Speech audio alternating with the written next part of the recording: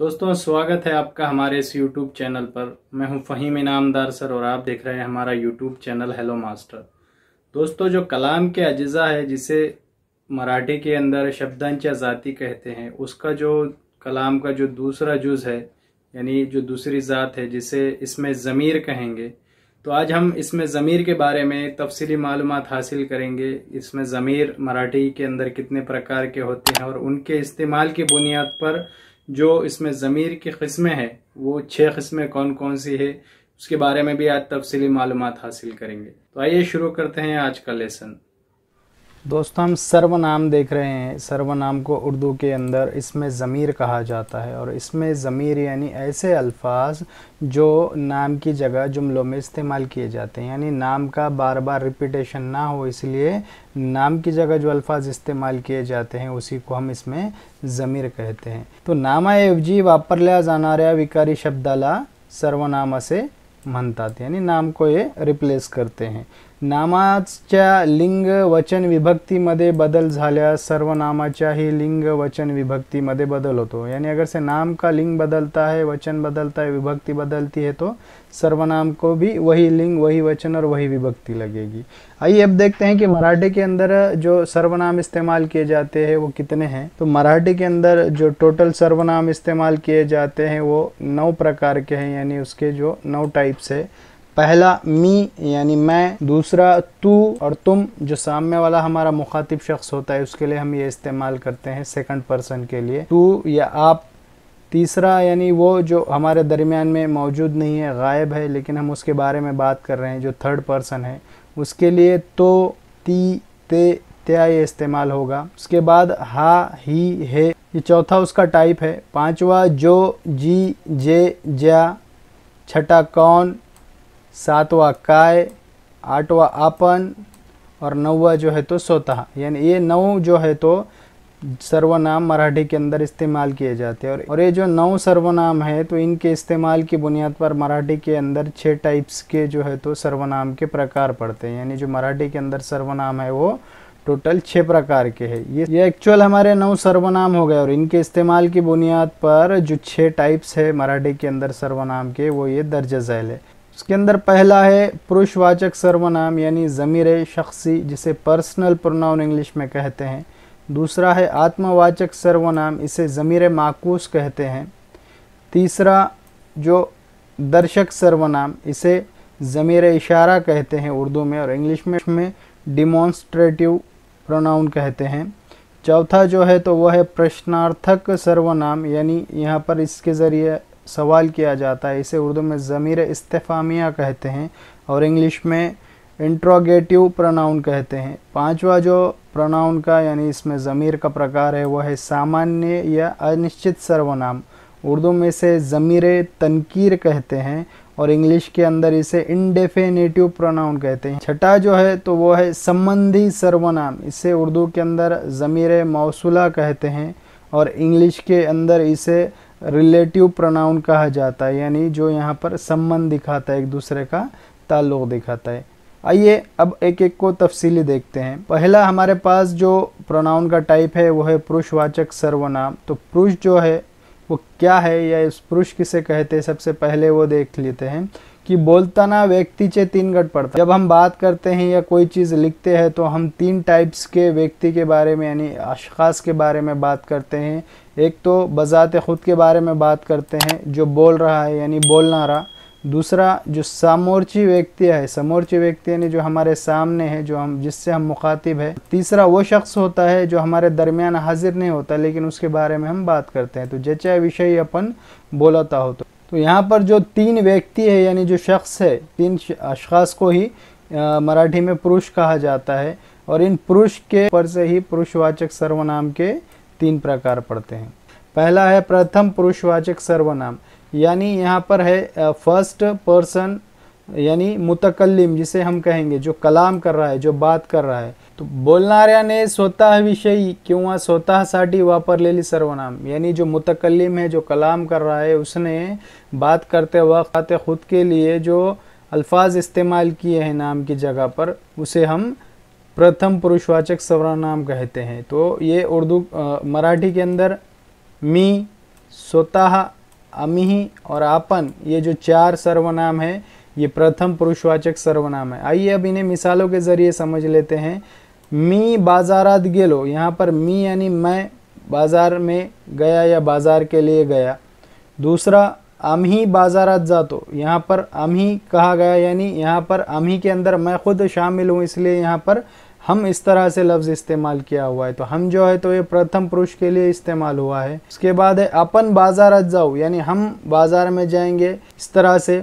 और चौथा जो है तो स्वतः खातिरी करूँगे, तो यानी मैं बजाते खुद जाकर उस चीज़ की तफ्तीश कर लेता हूँ। तो इस तरह से ये जो चारों सर्वनाम है, मी ये बजाते खुद के लिए इस्तेमाल हुआ। अम्ही के अंदर भी हम अपने आप को इंक्लूड करके, अपने आप को शामिल करके वहाँ पर जिक्र कर रहे हैं, इसलिए ये भी प्रथम पुरुषवाचक सर्वनाम है।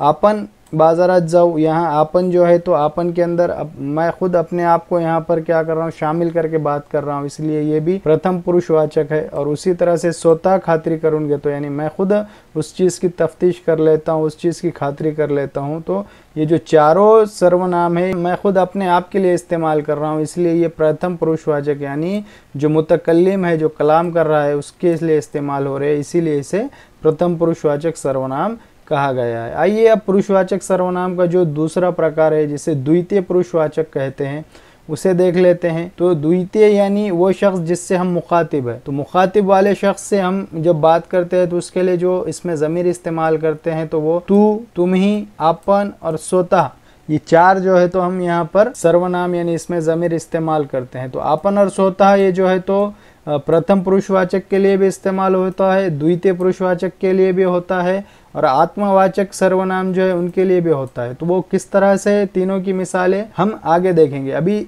देखते हैं कि द्वितीय पुरुषवाचक सर्वनाम किसे कहते हैं। तो द्वितीय पुरुषवाचक सर्वनाम यानी जो हमारे सामने खड़ा हुआ शख्स है जिससे हम मुखातिब है, उसके लिए हम जो अल्फाज नाम की जगह इस्तेमाल करते हैं वो हमारे द्वितीय पुरुषवाचक सर्वनाम है। बोलणारा ज्याच्याशी बोलत आहे अशी समोरची व्यक्ती त्याच्यासाठी वापरलेली सर्वनाम म्हणजे द्वितीय सर्वनाम। तो अब कौन कौन से हैं उसे मिसालों के जरिए समझ लेते हैं। तू बाजारात जा, यानी तू जो है तो बाजार के लिए जा, इस तरह से हम सामने वाले से मुखातिब होकर कह रहे हैं। तुम्ही इथेच थांबा, अब कोई एक सीनियर शख्स है या फिर एक से दो लोग हैं तो हम उन्हें क्या कहेंगे कि तुम्ही इथेच थांबा, यानी आप लोग यहीं रुक।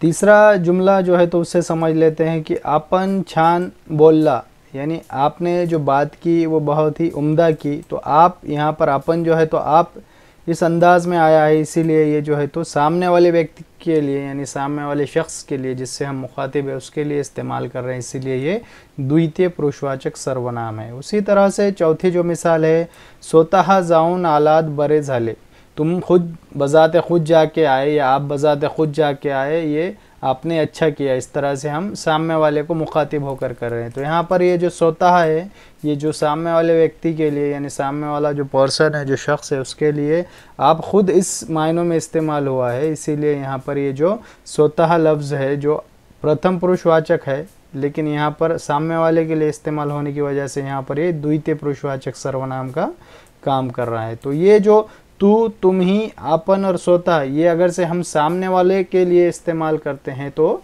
ये हमारे द्वितीय पुरुषवाचक कहलाते हैं। तो तू और तुम ही तो हम सामने वाले के लिए कंपलसरी इस्तेमाल करते हैं, लेकिन आपन और स्वतः ये जो दो है तो ये प्रथम पुरुषवाचक यानी हम बजाते खुद के लिए भी इस्तेमाल करते हैं और कभी कभार सामने वाला जो शख्स जिससे हम मुखातिब है उसके लिए भी इस्तेमाल करते हैं।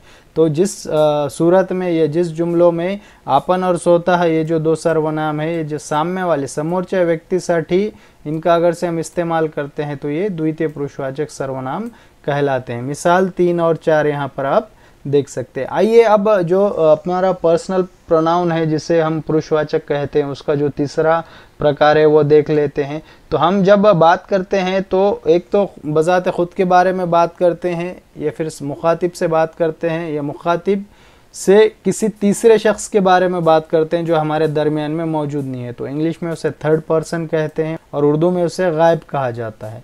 तो जो तीसरा पर्सन होता है जो हमारे दरमियान में मौजूद नहीं होता उसका जिक्र करते वक्त हम तो लड़के के लिए, ती लड़की के लिए और ते एक से ज़ायद जो लोग हैं उनके लिए इस्तेमाल करते हैं। तो ती ते ये जो सर्वनाम है ये गायब शख्स के लिए इस्तेमाल किए जाते हैं, इसीलिए इन्हें तृतीय पुरुषवाचक सर्वनाम कहते हैं। आइए अब इन्हें मिसालों के ज़रिए समझ लेते हैं कि तो गाने गातो, यानी वो जो लड़का है या कोई एक शख्स है वो क्या करता है, गाने गाता है। ती गाने गाते, वो लड़की गानी गाती है जो हमारे दरमियान अभी मौजूद नहीं। ते गाने गाता, वो लोग जो है तो गाने गाते। इस तरह से ये तृतीय पुरुषवाचक की मिसालें हैं। आइए अब जो हमारा सर्वनाम का जो दूसरा मुख्य प्रकार है, मेन प्रकार है, जिसे आत्मवाचक सर्वनाम कहते हैं। आत्मवाचक यानी ज़मीर माकूज़, यानी जिससे हम अपने खुद की अक्कासी करते हैं, खुद के बारे में ज़ोर दे करके जब हम कोई चीज़ को दिखाते हैं तो उसे ज़मीर माकूस कहते हैं। इंग्लिश के अंदर इसे रिफ्लेक्टिव प्रोनाउंस कहते हैं, जैसा my self, him self, her self, them self, जो इस तरह के इंग्लिश के अंदर इस्तेमाल होते हैं। उसी तरह मराठी में स्वतः, अपन और निज, ये तीन जो है तो सर्वनाम आत्मवाचक सर्वनाम के तौर पर इस्तेमाल होते हैं। मैंने बजाते खुद, जब इस तरह से हम कहेंगे तो वो हमारा आत्मवाचक सर्वनाम कहलाएगा। तो मिसालों के ज़रिए हमें इस चीज़ को समझना होगा कि मी स्वतः त्याला पाहिले, यानी मैंने बजाते खुद उसको देखा। यहाँ पर क्या कर रहा हूँ, मैं अब जोर देकर कह रहा हूँ कि मैंने बजाते खुद उस चीज़ को देखा, उस शख्स को देखा। तो अपना हुन माझ्याकडे आला। अब यहाँ पर क्या है, अपन किस तरह से इस्तेमाल होता, तो अपना हुन यानी वो शख्स बजाते खुद मेरे पास आया। जब हम बजाते खुद इस लफ्ज़ का इस्तेमाल जुमले के अंदर करेंगे तो उसके साथ जो सर्वनाम यानी जो इसमें ज़मीर आएंगे वो हमारे आत्मवाचक सर्वनाम कहलाएंगे। पक्षी निज बाड़ासह बगड़तो, यानी जो पक्षी है, जो परिंदा है, वो बजाते खुद उसके बच्चे के साथ बगड़ता है। इस तरह से ये जुमला कहा गया है। तो जहाँ पे बजाते खुद आ गया वो हमारा आत्मवाचक सर्वनाम होता है। और आत्मवाचक सर्वनाम पहचानने की सबसे आसान ट्रिक ये है, स्वतः, अपन और निज कर्ता के बाद अगर से इस्तेमाल किए जाते हैं तो ये हमारे आत्मवाचक सर्वनाम होते हैं। यहाँ पर हमने लिखकर आपको दिया है कि स्वतः व आपण हे सर्वनामे कर्त्यानंतर वापरल्यास आत्मवाचक सर्वनाम असतात।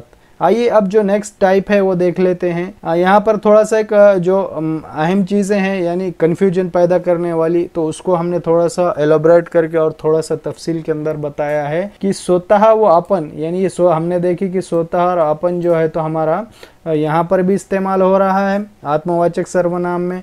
उसी तरह से द्वितीय सर्वनाम में भी इस्तेमाल हो रहा है, द्वितीय पुरुषवाचक में, और प्रथम पुरुषवाचक जो है वहाँ पर भी इस्तेमाल हो रहा है। तो अब हम कब समझेंगे कि प्रथम पुरुषवाचक के तौर पर वो आया है, ये द्वितीय पुरुषवाचक के तौर पे आया है, या फिर आत्मवाचक सर्वनाम के तौर पर अपन और स्वतः आया है।